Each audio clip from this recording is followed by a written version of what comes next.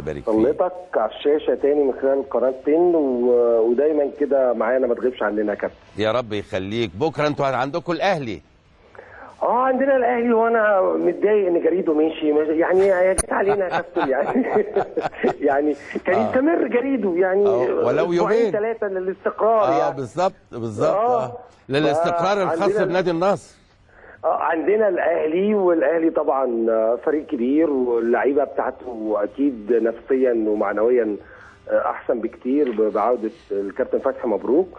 فانا متوقع ان شاء الله يبقى ماتش جامد، لان احنا برضو بنلعب زي ما احنا هنفضل نلعب لاخر مباراه. نعم. بنفس الوضع اللي احنا قررناه، وما فيش جديد. انما طبعا بهرج، انا بتمنى النادي الاهلي كل توفيق، لان الاهلي والزمالك بالذات يعني اي كبوه بتبقى ضد مصلحه مصر. صحيح. وفاضل لنا التكه الصغيره بتاعه الجمهور، لان في افكار كتيره جدا لعوده الجمهور هنبتدي نطرحها الفتره اللي جايه دي مع الموسم الجديد. ان شاء الله. لا ده دلوقتي بيتكلموا في نادي الاهلي ان الماتش اللي جاي يبقى بجمهور في بتاع افريقيا. ايوه نعم، مع الافريقي التونسي.